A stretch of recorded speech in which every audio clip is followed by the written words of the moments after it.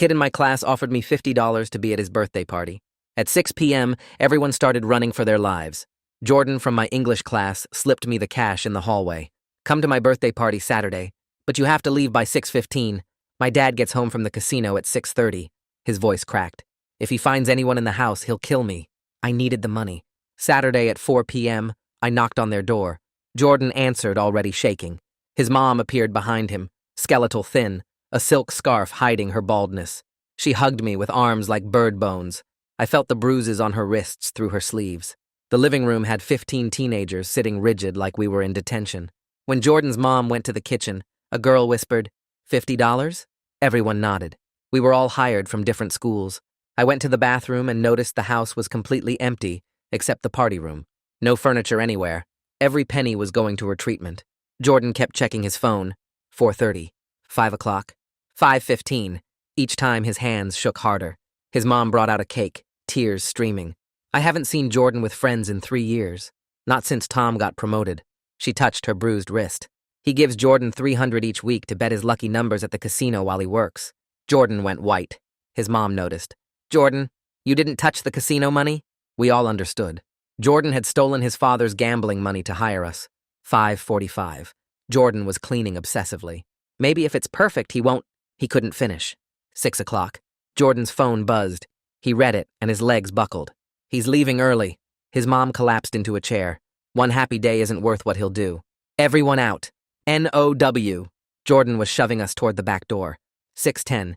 Headlights swept the driveway. We scattered. 8 of us hopped the fence immediately. But I looked back through the kitchen window. Tom walked in. 6'3" in his casino security uniform, scanning everything. The cake, the decorations, his wife trying to smile. Where's my money, Jordan? Dad, please. Tom grabbed Jordan by the collar and dragged him into the hallway. Thump. Jordan's mom screamed. I was frozen at the window, recording on my phone. $300 for strangers to pretend to like you? Another thump. You think you can steal from me? Jordan's mom was sobbing, trying to crawl toward the hallway before collapsing. Tom reappeared, adjusting his uniform. Jordan dragged himself back into view, blood running from his nose, holding his ribs. Tom picked up the birthday cake and threw it against the wall. There's your party. Jordan looked straight at me through the window. Our eyes met for 1 second before he mouthed the word, run. I ran, but I had it all on video. The next morning, Jordan wasn't at school. His desk had been cleared out. The teacher said he'd been withdrawn for family reasons. I showed the video to my mom that night. She watched the whole thing without saying a word. Then she called the police. They arrested Tom at the casino the next day. The security footage from his own workplace showed him leaving early, matching my video's timestamp exactly. Jordan's mom gave a statement from her hospital bed.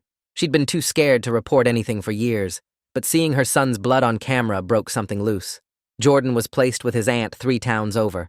His mom started treatment at a better facility once Tom's paycheck stopped going to the casino. The court awarded her everything. I didn't see Jordan again until 4 months later. He showed up at my school during lunch, just standing by the fence. I walked over. I never thanked you, he said, for not running right away. I almost did, but you didn't.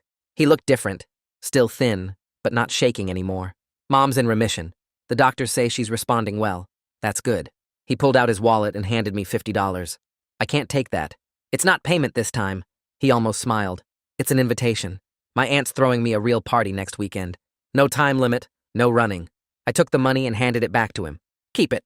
I'll come for free. He stared at the bill in his hand for a long moment. First time anyone's ever said that. We stood there in silence. The bell rang. He nodded once and walked away. I went to the party. There were only 6 people there, but they were real friends. His aunt made a cake. His mom sat in a chair by the window, too tired to stand but smiling the whole time. Nobody checked the clock. Nobody ran.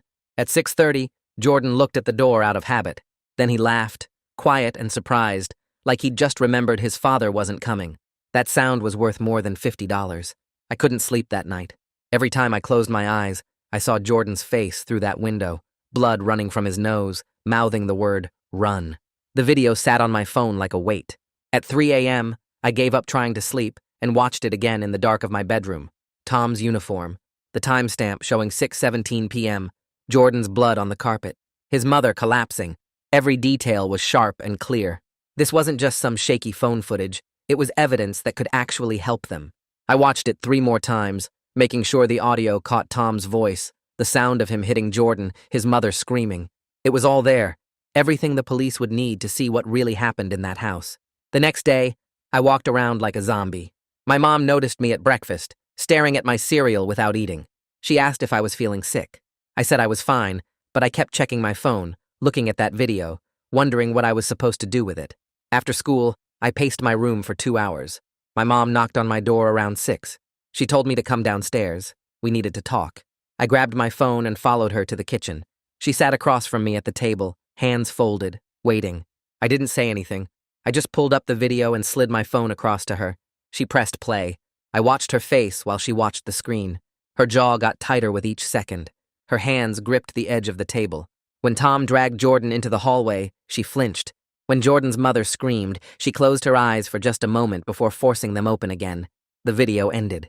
She set my phone down very carefully, like it might break. Then she looked at me with an expression I'd never seen before, something hard and determined and angry all at once. "We're calling the police right now." Her voice had no room for argument. She was already reaching for her own phone, already dialing. I sat there while she talked to the emergency operator, explaining that her son had video evidence of child abuse and domestic violence. She gave our address. She said we'd be waiting. She hung up and looked at me again. "You did the right thing recording this. Now we're going to make sure it helps them." The police showed up 45 minutes later. 2 officers in uniform knocked on our door. My mom let them in and they sat in our living room, one of them pulling out a notebook while the other one introduced herself as Detective Hope Bradford. Hope had short dark hair and eyes that looked like she'd seen too much bad stuff already. Her partner was younger, quieter, taking notes while Hope asked me questions. I told her everything. The birthday party, Jordan paying 50 kids to show up, his father coming home early, watching through the window while Tom beat his son, recording it because something in me knew this evidence mattered. Hope listened without interrupting. When I finished, she asked to see the video. I handed her my phone. She watched it twice, her face staying completely calm and professional, even though I could tell it bothered her. She asked her partner to make copies of the file. He pulled out some kind of cable and connected my phone to a laptop, downloading the video while Hope explained what I'd witnessed. Felony assault, domestic violence, child endangerment. She said my video combined with the timestamps could be crucial for building a case against Tom. The casino would have security footage showing when he left work. My video showed when he arrived home. Everything would line up perfectly. Then Hope told me something that made my chest feel less tight. Jordan and his mother were currently safe because Tom worked overnight shifts at the casino. He wouldn't be home until morning, but the police needed to move fast before that happened. Hope looked at me seriously and asked if I'd be willing to testify about what I saw if the case went to court. I didn't even hesitate. I said yes immediately. Jordan had stayed quiet when Tom could have seen me at that window. He'd protected me by keeping his mouth shut even while his father was hurting him. The least I could do was tell the truth about what happened. Hope's partner finished copying the video and handed my phone back. Hope gave my mom a card with her direct number. She said they'd be in touch soon, probably within 24 hours. They needed to coordinate with Child Protective Services and get warrants. My mom walked them to the door and came back looking tired but relieved. She hugged me without saying anything. We ordered pizza for dinner, but neither of us ate much. The next morning at the school felt wrong. I walked into English class and Jordan's desk was empty. Not just empty like he was absent, empty like someone had cleared out all his stuff. His textbooks were gone. The notebook he always kept in the desk cubby was gone. Even the pencil he'd left there last week was gone. Miss Harrington started the lesson, but I couldn't focus. I kept staring at that empty desk, remembering Jordan sitting there 3 days ago, nervous and shaking, slipping me $50 in the hallway. Miss Harrington noticed me staring. After class, she pulled me aside in the hallway. "Do you know why Jordan withdrew so suddenly?" Her voice was gentle, concerned. I wanted to tell her everything, but Hope had said the investigation was confidential. I could only say, family emergency, and watch Ms. Harrington's face fall with worry. She touched my shoulder and told me if I needed to talk to someone, the counselor's office was always available. I nodded and left, feeling like I was carrying this huge secret that nobody else could know about yet. That afternoon, my mom's phone rang while I was doing homework at the kitchen table. She answered, listened, then smiled wider than I'd seen in days. She hung up and told me Detective Bradford had news. They'd arrested Tom at the casino during his shift. My video, plus the casino's own security footage, proved he'd left work early that night. His co-workers confirmed he'd seemed angry when he rushed out. His supervisor remembered him checking his phone over and over before leaving. Everything matched the timeline perfectly. Tom was in custody. He couldn't hurt Jordan or his mother anymore, But Hope had more news. The police had also gone to the hospital. They'd found Jordan's mother there, being treated for injuries from that night. Broken ribs, severe bruising all over her body, a concussion she'd been trying to hide. When Detective Bradford showed her my video and explained that Tom was already in jail, Jordan's mother had broken down completely. She'd given a statement about 3 years of abuse, 3 years of being too terrified to tell anyone, 3 years of Tom controlling everything, threatening worse violence if she tried to leave, blaming them both for his gambling losses. She'd told the police everything. The statement included details that made my stomach hurt. Tom had forced Jordan's mother to hide her cancer diagnosis from family. He'd threatened to hurt Jordan worse if she ever tried to get help. His gambling addiction had started after his promotion to security supervisor. Whenever he lost money at the casino, he'd come home angry and blame them. He'd say they were bad luck. He'd say they ruined his life. He'd take it out on them with his fists. Jordan's mother had been trapped, sick and scared, and unable to protect her son or herself. Child Protective Services had removed Jordan from the house that same day. They'd placed him temporarily with his aunt 3 towns over. His mother would join him there once the hospital released her. Detective Bradford had called my mom specifically to tell me Jordan was safe now. When my mom told me that, I felt this huge weight lift off my chest. The video had worked. That terrible choice to stay at the window instead of running had actually saved them. They were away from Tom. They were safe. But that night, I couldn't sleep again. This time, it wasn't because I was wondering what to do. It was because I kept seeing the video in my head. Tom's fists hitting Jordan. The sound of Jordan's mother screaming. The blood. My mom heard me pacing my room at 2 a.m. and knocked softly. She told me we were seeing the school counselor tomorrow. I tried to say I was fine, but she gave me that look that meant no argument. The next morning, we went to see Derek Mathis during my free period. Derek was younger than I expected, maybe 30, with glasses and a calm voice that made it easier to talk. He explained that witnessing violence can be hard even when you're not the direct victim. Your brain processes it as trauma because you saw someone get hurt and couldn't stop it. He taught me breathing exercises for when the memories got too intense. 4 counts in, hold for 4. 4 counts out. He said it was normal to have nightmares. Normal to feel guilty even though I'd done nothing wrong. Normal to replay the video in my head over and over. He gave me his card and told me to come back whenever I needed to talk. I went back to Derek's office 3 days later because the nightmares weren't getting better. He walked me through the breathing exercises again and explained that my brain kept replaying the video because it was trying to process what happened.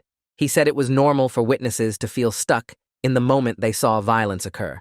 We practiced grounding techniques where I had to name 5 things I could see in his office, 4 things I could touch, 3 things I could hear. It helped a little bit. Derek gave me homework to write down the nightmares when they happened, so we could talk about patterns next session. Tom's bail hearing happened on a Thursday morning. My mom got a call from the prosecutor's office telling us the outcome. Tom's lawyer had argued he wasn't dangerous because he'd held his casino job for 6 years without incidents and had ties to the community. The prosecutor played my video in the courtroom. My mom said they told her the judge watched the whole thing without saying a word, just staring at the screen while Tom sat there in his orange jumpsuit.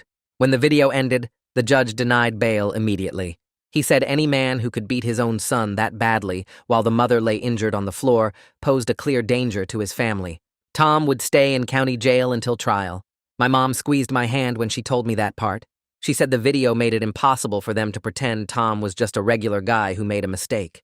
2 weeks after Tom's arrest, Detective Bradford called our house again. My mom put her on speaker so I could hear. Jordan's mother was discharged from the hospital that afternoon. Her broken ribs were healing, and the concussion had improved enough for her to leave. She'd be staying with Jordan at his aunt's house during recovery. Bradford said the aunt had a 3-bedroom house with plenty of space for both of them. The aunt had already enrolled Jordan in the local high school, so he could finish the semester without more disruption. Bradford's voice sounded lighter when she talked about Jordan and his mother being together in a safe place. She said the aunt seemed like a caring person who genuinely wanted to help them rebuild their lives. My mom thanked her for the update, and I felt relieved knowing Jordan wasn't alone anymore. The prosecutor's office contacted my mom the following week about me giving a deposition. Since I was a minor witness, they needed to record my statement officially before trial. We drove to the courthouse on Saturday morning. The building was mostly empty on the weekend. A woman from the prosecutor's office led us to a conference room with a camera set up on a tripod. She explained they'd ask me questions about what I witnessed, and I should answer as clearly as possible. My mom sat beside me the whole time. They asked me to describe everything from the moment I looked back through Jordan's kitchen window. I told them about Tom walking in wearing his casino uniform. about him grabbing Jordan and dragging him into the hallway, about the sounds of him hitting Jordan while his mother tried to crawl toward them. I described Jordan's bloody nose and how he held his ribs when he came back into view. The prosecutor said my testimony about Tom's deliberate violence toward a minor would strengthen their case significantly. She said, having a witness who wasn't family made the evidence even more powerful because I had no reason to lie. The whole deposition took 90 minutes, and I felt exhausted when we left. At the school on Monday, kids started asking me questions about Jordan. I was getting books from my locker when 3 girls from my math class cornered me in the hallway. They wanted to know why Jordan disappeared so suddenly. One of them said she heard Jordan got arrested for stealing. Another said someone told her Jordan was in rehab. I realized rumors were spreading through school, and nobody knew the truth. I didn't know what to say without breaking Jordan's privacy. Miss Harrington walked past right then and overheard the conversation. She stopped and turned to face the girls. Her voice was sharp when she reminded them that speculating about absent students' personal lives was cruel and inappropriate. She said Jordan had family circumstances that required him to change schools, and that was all anyone needed to know. The girls looked embarrassed and walked away quickly. Miss Harrington caught my eye for a second and nodded. I felt grateful she'd shut down the gossip before it got worse. That night, I asked my mom if there was any way to contact Jordan. I just wanted to know if he was okay. She said she'd talked to Detective Bradford about it. Bradford called back the next day and said she'd pass my phone number along to Jordan's aunt. 3 days went by without anything. Then my phone buzzed during dinner with a text from an unknown number. It said, "It's Jordan, thanks for not running," and nothing else. I saved the contact immediately. My hands shook a little while I typed back, "Glad you're safe," and hit send. He didn't respond that night, but I kept checking my phone anyway. Jordan and I started texting occasionally over the next few weeks. Nothing heavy or serious. He'd send me questions about homework assignments he missed. I'd tell him about stupid things happening at the school. He mentioned TV shows he was watching and asked if I'd seen them. We talked about how weird it must be to change schools in the middle of the year. He never brought up Tom or what happened that night. He didn't talk about the abuse directly. But he told me his aunt's house had a big backyard with old trees. He said his mom was getting stronger slowly. She could walk around the house now without getting too tired. That felt like progress to me. Our texts were normal and boring in the best way possible. Just 2 people talking about regular things. The prosecutor called my mom again about a month after the arrest. They'd offered Tom a plea deal. 15 years in prison with possibility of parole after 10 years if he pleaded guilty to aggravated assault, child endangerment, and domestic violence. Tom's lawyer was trying to negotiate it down to a shorter sentence. The prosecutor told my mom they weren't budging. She said my video evidence made their case, so strong they were completely willing to go to trial if Tom refused the deal. She sounded confident when she said that. My mom asked what would happen if Tom rejected the plea. The prosecutor said they'd proceed to trial and I'd have to testify in person. My mom's face went pale when she heard that.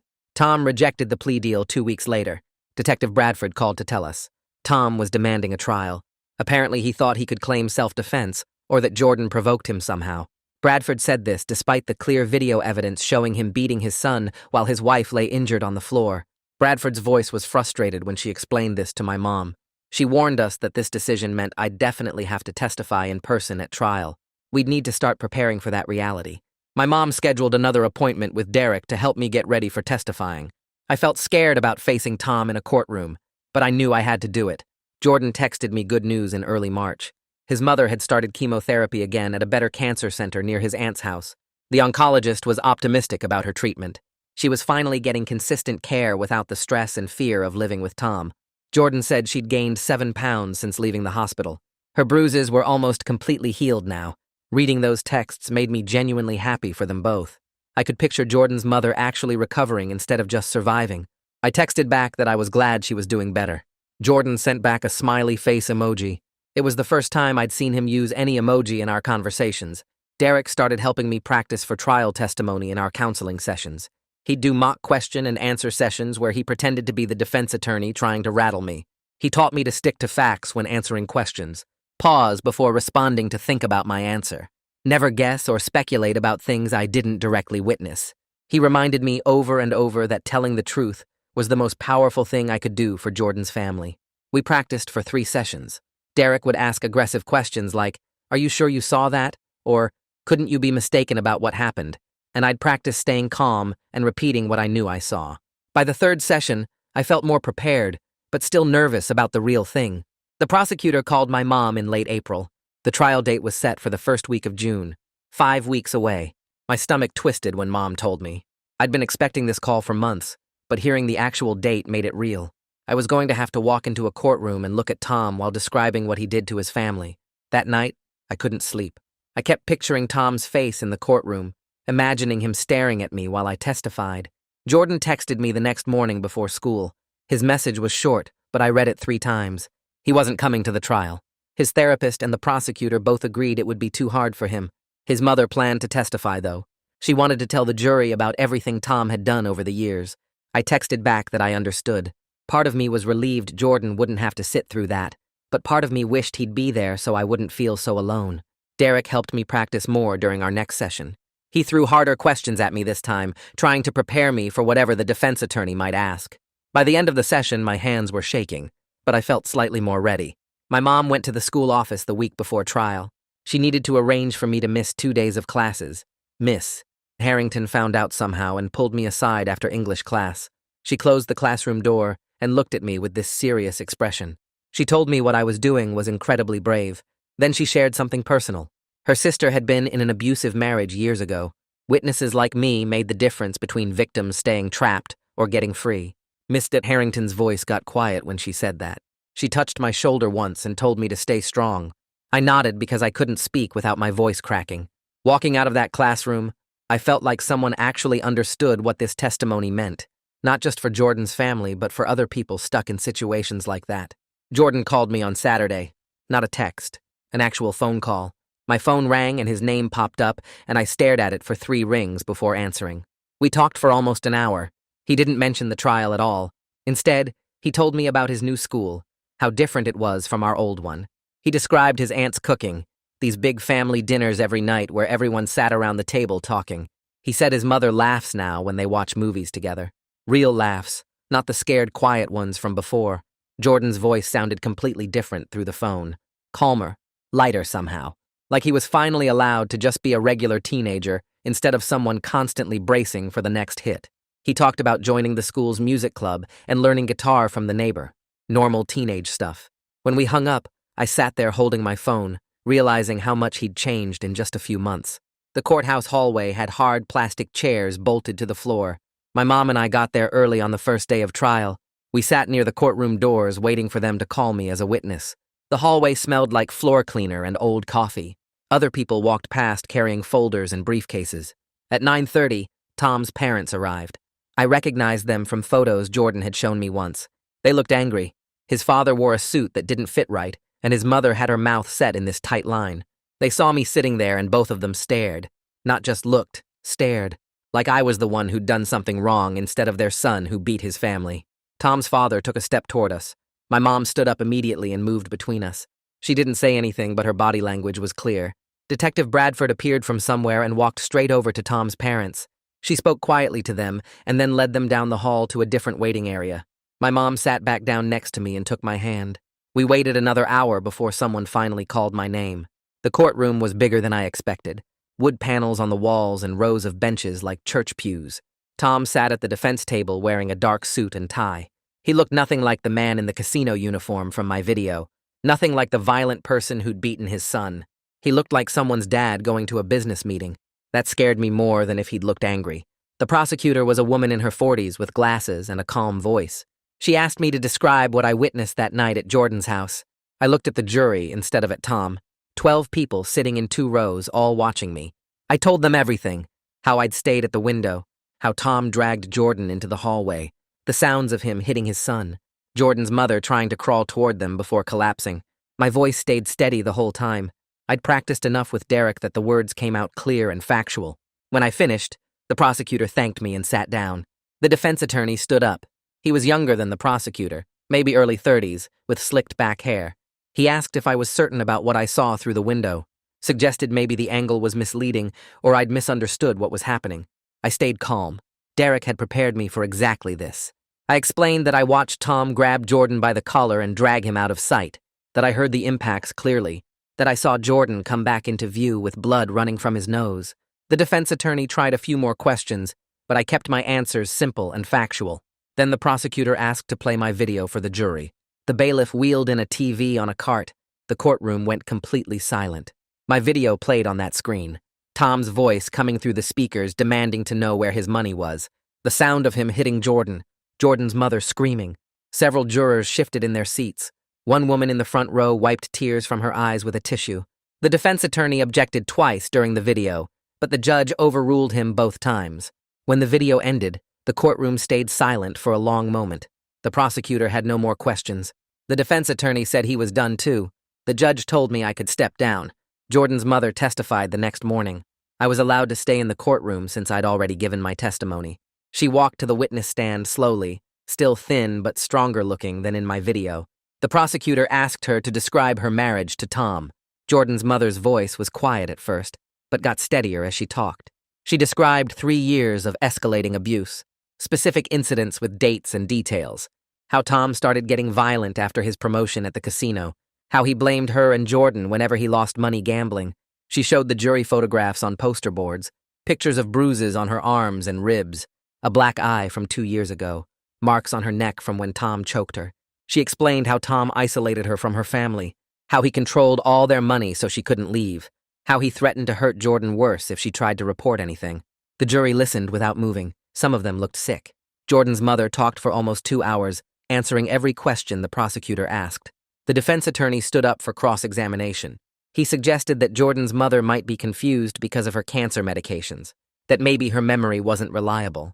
The prosecutor objected immediately. The judge sustained it, but the defense attorney had planted the idea.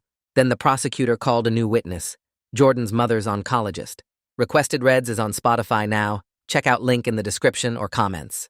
A doctor in her 50s who'd been treating her for the past 6 months. The oncologist testified that Jordan's mother's treatment had been dangerously delayed, that Tom wouldn't allow her to see doctors regularly, that her cancer was much more advanced when she finally got consistent care than it should have been. The oncologist explained that the current remission was remarkable, that most patients with cancer that advanced don't respond so well to treatment. She said the stress and fear of living with Tom had absolutely made Jordan's mother's condition worse. The defense attorney tried to object, but the judge let the testimony continue. When the oncologist stepped down, the defense rested their case. The trial moved to closing arguments. The jury deliberated for 4 hours. We waited in a small room near the courtroom. My mom brought sandwiches, but I couldn't eat. At 3 in the afternoon, the bailiff came to get us. The jury had reached a verdict. Everyone filed back into the courtroom. Tom sat at the defense table looking straight ahead. The judge asked the jury foreman to stand. Guilty on all counts. Aggravated assault, child endangerment, domestic violence. Tom showed no emotion when the verdict was read. His face stayed blank like he was watching something boring on TV. The judge thanked the jury and scheduled sentencing for 2 weeks later. After the judge left, Detective Bradford came over to where my mom and I were sitting. She told us that the conviction rate for domestic violence cases is usually much lower, that my video evidence made this case impossible for the defense to deny. She shook my hand and thanked me for being brave enough to record what I saw. Sentencing day came 2 weeks later. Same courthouse, same courtroom. Tom sat at the defense table in handcuffs this time. The judge reviewed the case details and the jury's verdict. Then she announced the sentence. 18 years in prison. No possibility of parole for 12 years. The judge cited the severity of violence against his own child, the pattern of abuse against his wife, the complete lack of remorse Tom had shown throughout the trial. That's when Tom finally showed emotion. He turned in his chair and looked straight at me sitting in the gallery. His eyes were full of hate, pure rage directed right at me for maybe 3 seconds. The bailiff moved immediately, blocking Tom's view and grabbing his arm. 2 more bailiffs appeared and removed Tom from the courtroom through a side door. He tried to look back at me one more time, but they had him by both arms. The door closed behind them with a heavy click. My mom squeezed my hand so hard it hurt. The judge banged her gavel once and court was dismissed. I walked out of the courtroom into the hallway, my legs shaky from watching Tom get sentenced. Jordan's mother was waiting there, and when she saw me, she moved fast.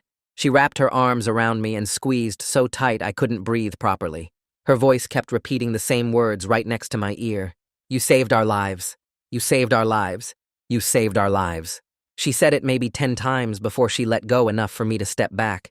She looked completely different from the video on my phone. Her face had actual color now instead of that gray, sick look. She wore a wig that looked real, brown with highlights, styled like a normal mom's haircut. The silk scarf was gone. The bird bone arms had some weight on them. She wasn't the skeleton woman from Jordan's living room anymore. The divorce happened fast because Tom was locked up and couldn't fight it properly. Jordan's mother had a restraining order that made everything simpler, according to the lawyer. The judge gave her full custody of Jordan, plus their house, plus Tom's pension from the casino. Tom's lawyer stood up and argued about the pension, saying Tom earned that money through years of work. The judge looked at him like he was stupid. She said that after what Tom did to his wife and son, he should consider himself lucky his ex-wife wasn't suing him for additional damages on top of everything else. The lawyer sat down. Jordan's mother got everything. My phone buzzed during math class 3 weeks later. A text from Jordan. We're moving back into the house. My aunt is helping Mom redecorate everything. New paint, new furniture, new locks on all the doors. Mom sold all of Dad's casino stuff, his lucky poker chips and card decks and all those framed photos of him with his security team. We're using that money plus the pension to make it feel completely different. Like he was never there. I texted back asking if he was okay with going back to that house. He replied fast. It's not his house anymore. It's ours now. We're erasing him from every room. 4 months passed. I was sitting in the cafeteria eating lunch when I looked out the window and saw someone standing by the fence. Just standing there, not moving, staring at the building. I recognized Jordan immediately, even though he was far away. My heart started pounding hard. I hadn't seen him in person since that night through the kitchen window. I dropped my sandwich and headed for the door. Nobody asked where I was going. I walked across the grass toward the fence, and Jordan watched me the whole way. When I got close enough to see his face clearly, I noticed how different he looked. He'd gained weight, so his cheeks weren't hollow anymore. His eyes weren't darting around, checking for danger. He stood still and calm. He spoke first. I wanted to thank you. For not running away when everyone else did. For recording what happened even though it was dangerous. His voice was steady, not cracking like it used to. I shrugged because I didn't know what to say. He kept talking. You could have just run. You should have run. But you stayed at that window with your phone out while my dad was hurting me, and that took guts. Real guts. I finally found words. I almost did run. I was so scared my hands were shaking. I nearly dropped my phone twice. Jordan nodded like he expected that answer. That's what makes it brave. Doing the right thing even when you're terrified. My therapist has been helping me understand the difference between fear and actual danger. Fear is just a feeling. Danger is real. That night was real danger, and you stayed anyway.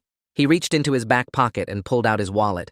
He took out a $50 bill, the same amount he'd paid me to come to that first party. He held it out toward me. I started to shake my head no, but he interrupted. It's not payment this time. My aunt is throwing me a real birthday party next weekend. I want you there as an actual friend, not someone I hired. The $50 is just the invitation. Old habit, I guess. I looked at the money in his hand. The bill was crisp and new, not crumpled like the one he'd slipped me in the hallway months ago. That day, his hands had been shaking so bad the cash rattled. Now he held it steady. He was making eye contact instead of staring at the floor. When he mentioned the party, he smiled for real. Not that fake smile he used to wear when he was trying to convince people everything was fine. This smile reached his eyes. I could see the person he was becoming without fear crushing him every second. I took the $50 from him. Then I held it back out. Keep it. I'll come for free. That's what friends do. Jordan stared at the bill in his hand. He looked at it for maybe 30 seconds without saying anything. Then he laughed. The sound was surprised and happy and free. First time anyone's ever said that to me. He folded the money and put it back in his wallet. We stood by the fence talking until the bell rang. Normal stuff. School and music and some show we both watched. The weather. A movie coming out next month. Jordan talked about his new history teacher who assigned too much homework. I complained about my English essay. The conversation felt easy and natural. Jordan wasn't performing anymore. He wasn't managing everyone's reactions or trying to keep people calm. He was just being himself. A regular teenager talking to a friend about regular things. I realized that was something he probably never got to do when Tom was around. Every word he said back then had to be calculated to avoid setting off his father. Now he could just talk. Jordan kept talking, his voice steady and sure in a way I'd never heard before. His mother was doing really well with treatment. The doctors told her she was responding better than they expected, probably because she wasn't living under constant stress anymore. The cancer was in remission. He explained that didn't mean cured, but it meant she had time. Time to heal. Time to watch him grow up. Time to build a life that was actually theirs. He looked down at the grass between us. His therapist said stress can make cancer worse, and his mother had been drowning in it for years. Now she could breathe. Now she could fight. The doctors kept using words like remarkable and unexpected, and Jordan said he knew it was because she finally felt safe enough to get better. Before he left, Jordan mentioned the party again. He said there would only be about 6 people there. Some kids from his new school and his aunt's neighbor's son who'd been friendly. He said it apologetically, like he was worried I'd be disappointed after that first party with 15 hired strangers. But I told him that 6 real friends were worth more than 50 paid strangers any day. He smiled at that, a real smile that reached his eyes. Then he walked back toward the parking lot and I watched him go, noticing how different his walk was now. No hunched shoulders, no quick glances around, just a regular kid heading home. That weekend, I drove to Jordan's aunt's house for the party. The neighborhood was completely different from where he used to live. Quieter streets with actual trees lining both sides, houses with gardens in front instead of dead grass and chain-link fences, kids riding bikes without anyone yelling at them to get inside. I found the address and parked on the street. Jordan's aunt's house was pale yellow with white trim and flower boxes in the windows. Before I even got to the door, it opened. Jordan's aunt stood there with a huge smile on her face. She was shorter than I expected, with gray streaks in her dark hair and laugh lines around her eyes. She pulled me into a hug before I could say anything. She thanked me for being such a good friend to her nephew, called me brave and kind. I felt awkward, but also proud. She kept one hand on my shoulder as she led me inside, talking about how happy Jordan had been all week preparing for this party. Inside, the house felt warm and full of laughter. Decorations hung from the ceiling, streamers and balloons in blue and silver. Jordan's aunt had clearly put real effort into hanging everything. The living room had a big couch and chairs arranged, so people could actually talk to each other. Photos covered the walls.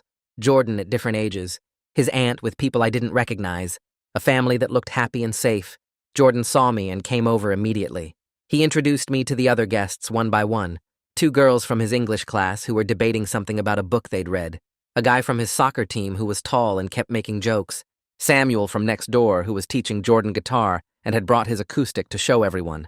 They all treated me like I was just another friend, not the person who recorded the video, not someone special or different, just another teenager at a birthday party. Samuel asked me if I played any instruments and started telling me about the guitar lessons without waiting for an answer. One of the girls from Jordan's English class offered me a soda from the cooler. The soccer team guy was setting up a video game and called Jordan over to help. Everything felt normal and easy. Jordan's mother sat in a comfortable chair by the window. She looked tired but genuinely happy as she watched Jordan joke around with his friends. She wore a bright scarf over her wig, red with gold patterns. When she caught me looking, she smiled and mouthed thank you across the room. I had to look away before I started crying. She looked so different from that night. Her face had color now. Her eyes were clear. She was wearing regular clothes instead of that silk scarf hiding everything. She looked like someone who was allowed to exist instead of someone trying to disappear. Jordan sat on the arm of her chair for a minute, and they talked quietly. She touched his hand. He leaned into her shoulder, small moments that probably happened all the time now, but still felt important. Jordan's aunt disappeared into the kitchen and came back carrying a homemade cake, chocolate with vanilla frosting. Nothing fancy, but made with obvious care. She set it on the coffee table and started lighting candles. We all gathered around and sang happy birthday, while Jordan grinned and blushed. His face turned red, but he was smiling the whole time. When we finished singing, he leaned forward to blow out the candles. I noticed he didn't make a wish with his eyes squeezed shut in desperate hope like at the last party.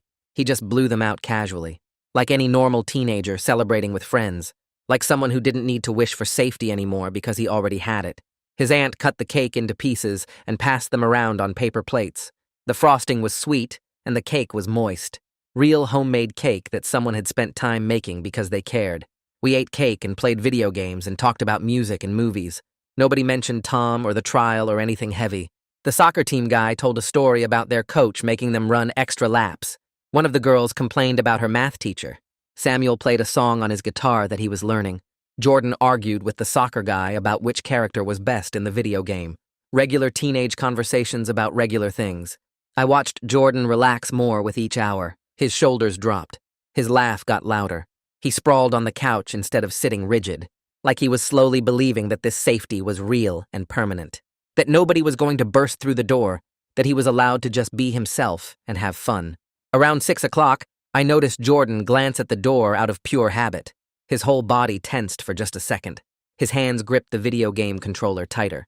His eyes went to the clock on the wall, but then he looked around at his aunt's living room, at his mother smiling from her chair, at his friends laughing over the video game, at Samuel tuning his guitar, at the remains of the birthday cake on the coffee table. His shoulders dropped as he remembered that Tom wasn't coming, would never come here, couldn't hurt them anymore. The tension drained out of him like water. He took a deep breath and went back to the game. Jordan caught me watching him have that realization. He laughed, quiet and surprised and free, like he just discovered something wonderful. He looked right at me and said, "It's 6:30. I understood immediately what he meant. This was the time Tom would have arrived. The deadline that used to mean danger. The moment when everyone had to run. And now it was just another moment in a safe, happy evening. Just numbers on a clock that didn't mean anything bad anymore. Jordan kept looking at me while his friends kept playing the game around us. His eyes were bright. His smile was real. He shook his head like he couldn't believe it himself. That laugh, that moment of Jordan recognizing his own freedom, felt more important than the guilty verdict or the prison sentence. This was what justice actually looked like. Not Tom behind bars, but Jordan able to exist past 6:30 without fear. Able to have friends over without checking the clock. Able to just be a teenager at his own birthday party. Able to laugh and play games and eat cake without terror hanging over everything. The trial had put Tom in prison, but this moment proved Jordan was free. Really free. Not just physically safe, but emotionally free to live without that constant dread. I watched him turn back to his friends and make a joke about the video game.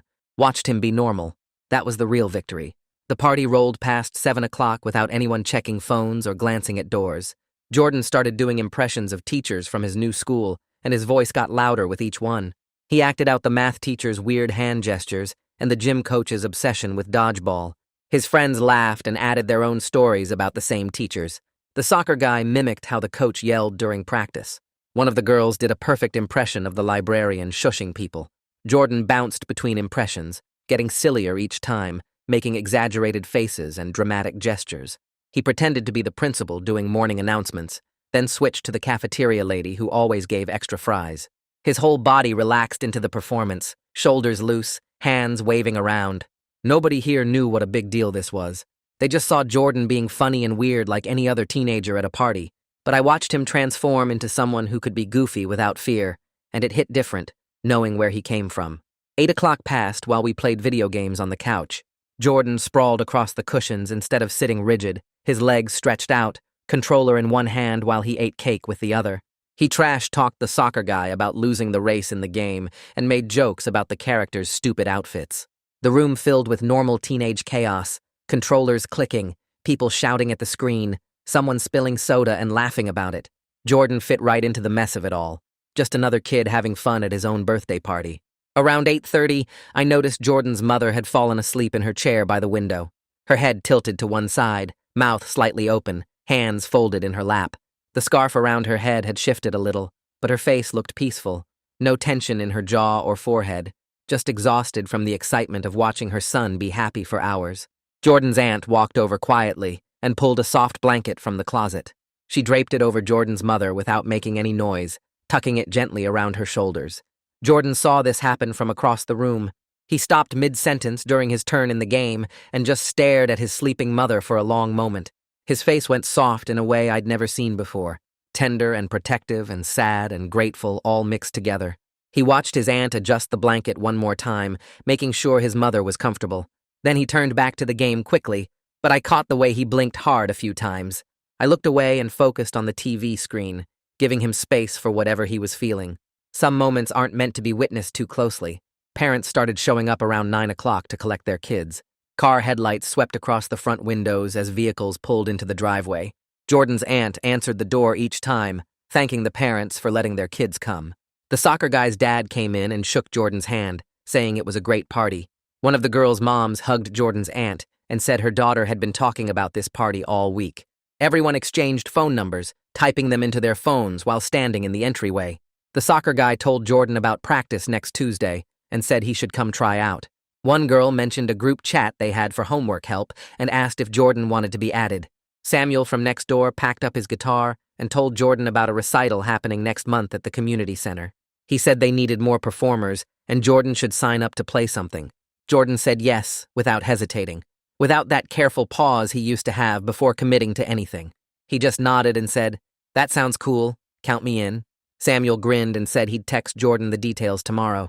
They did that casual guy handshake thing before Samuel headed out. Everyone left with actual plans to see each other again. real friendships forming instead of paid appearances. Jordan walked me to my car when it was my turn to leave. The night air felt cool after being inside for hours. His aunt's porch light cast long shadows across the driveway. Jordan stopped next to my car door and said, "Thanks for coming. This was really fun." His voice sounded light and easy, not heavy with trauma or desperate gratitude like before. Just a normal thank you between friends after a good time. Then he asked if I wanted to hang out next week, said there was a new superhero movie coming out on Friday, and maybe we could catch it. He said it casually, like asking a friend to see a movie was the most normal thing in the world, which it was. But for Jordan, it meant something bigger. It meant he believed he'd still be here next week, still safe, still able to make plans without fear. I said yes immediately, told him Friday worked great for me.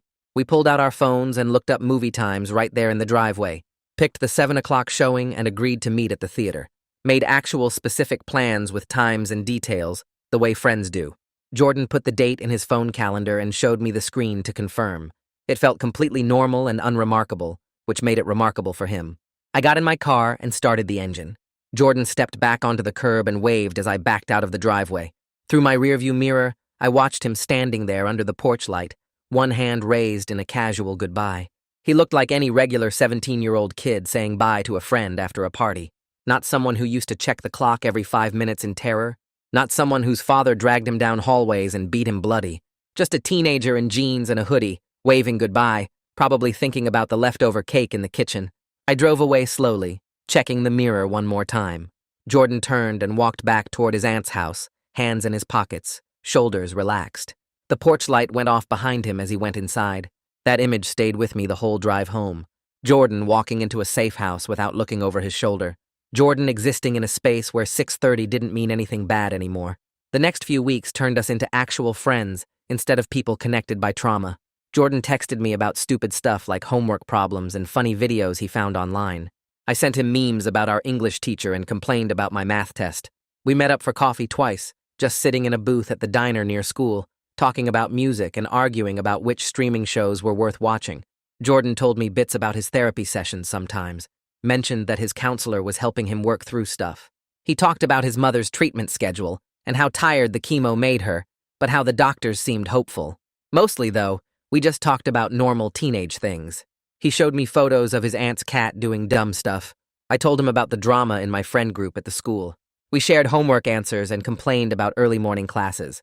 Our friendship grew into something real and balanced, not built on the foundation of that terrible night. We were just two people who liked hanging out, who texted each other random thoughts, who made plans to see movies and grab food.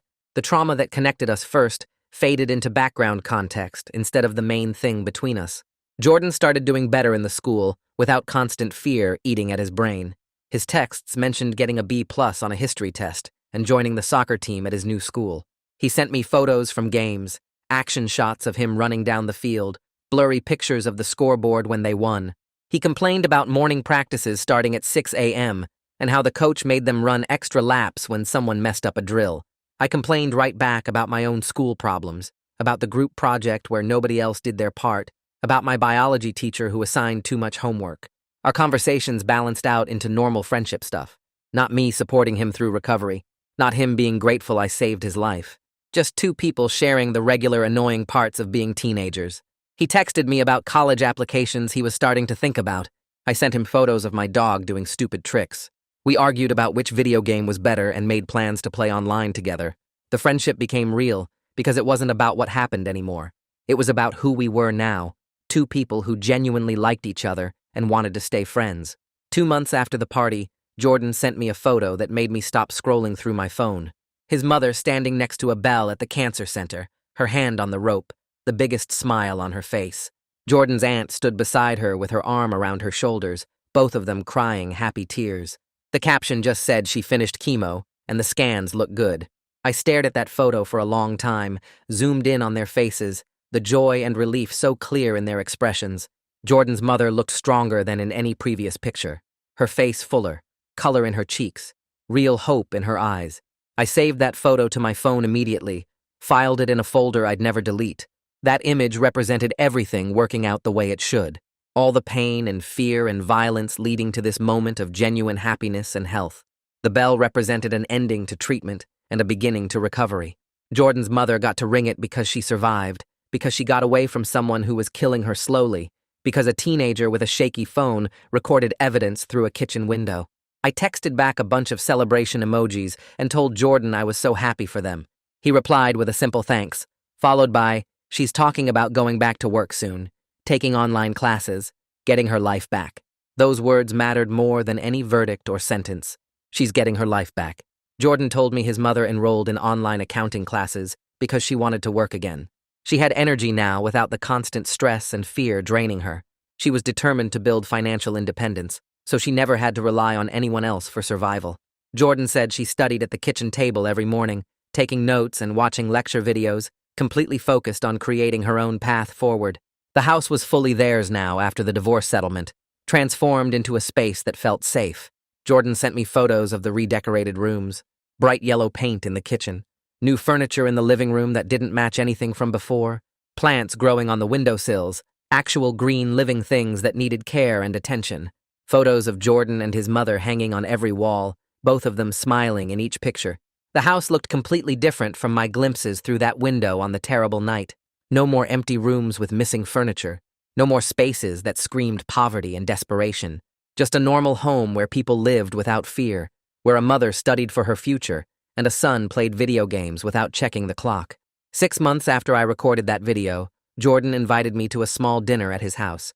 He texted saying his mother wanted to celebrate her remission milestone with the people who mattered most, just me, his aunt, and them. I drove to the address, which was the original house but felt like visiting a completely different place. The outside looked the same, but when Jordan opened the door, everything inside had changed. Bright paint covered walls that used to be dingy. New furniture filled rooms that used to echo empty. Plants grew on the windowsills where I used to stand outside looking in. Photos of Jordan and his mother smiling covered the walls, erasing any trace of the family that used to live here in fear. The kitchen where Tom threw the birthday cake against the wall now had cheerful yellow paint and a table set for 4 people. Jordan's mother greeted me with a huge hug, and she felt solid and strong instead of bird bone fragile. Her hair was growing back in soft patches under a colorful scarf. Her face had color and life. She looked me in the eyes and thanked me for coming, for everything, for that night when I didn't run. The house smelled like home cooking instead of fear. Music played softly from a speaker. Jordan's aunt bustled around the kitchen finishing dinner preparations. Most importantly, the whole space felt peaceful instead of terrifying. No tension hanging in the air. No one checking the time. Just a normal family dinner about to happen in a house that finally felt safe in every corner. We sit down at the dinner table around 7 o'clock, and Jordan's mother starts telling stories about him as a little kid before everything went bad. She talks about how Jordan used to build these crazy forts out of couch cushions and blankets, spending entire afternoons arranging them just right before inviting her inside for pretend tea parties. Jordan laughs at this, actually laughs, and I realize I've never heard him talk about his childhood before, because he probably buried all those memories to survive. His aunt jumps in with her own stories about the rare times Jordan visited her house back then, how he'd be. So tense and quiet the first day, constantly checking his phone even though he was just a little kid, and by the second day, he'd start to relax and act like a normal child. She says the difference now is like night and day, that Jordan comes over almost every afternoon since they live so close, and he's becoming the kid he should have been all along. Jordan's mother gets tears in her eyes talking about his 5th birthday party, the last one before Tom's promotion changed everything, when Jordan were invited his whole kindergarten class and spent the day running around the backyard playing tag. I watch Jordan's face while she talks, and he looks happy but also sad, like he's mourning the childhood Tom stole from him. After dinner, Jordan asks if I want to see his room, and I follow him upstairs to the 2nd floor. He opens the door to a space that looks completely different from what I imagine it used to be. Bright blue paint covers the walls instead of whatever dull color Tom probably chose. Posters of bands and movies cover every surface, stuff Jordan actually likes instead of whatever he had to pretend to like around his father. His books are organized on shelves by genre, and there's a guitar in the corner that his neighbor Samuel is teaching him to play. Jordan tells me he's been gradually moving his stuff back from his aunt's place, reclaiming this space as his own instead of the prison cell it used to be. He's put up photos of him and his mother, him and his aunt, him and his new friends, creating a visual record of his actual life instead of the fake one he had to perform. I tell him the room looks great, and he smiles and says it feels like his for the first time ever. Around 9 o'clock, I tell them I need to head home, and Jordan's mother gets up from her chair to walk me to the door. She hugs me tight, and I can feel how much stronger she is now, compared to that first party when her arms felt like bird bones. She tells me she's grateful every single day that I stayed at that window instead of running like everyone else. She says that one choice I made changed the entire path of their lives, gave them both a future they never thought they'd have, and she hopes I understand how much that matters. I don't know what to say, so I just hug her back and tell her I'm glad they're both doing better.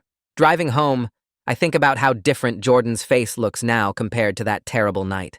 The fear is completely gone, replaced by hope and normal teenage concerns about homework and friends and what movie to see next weekend.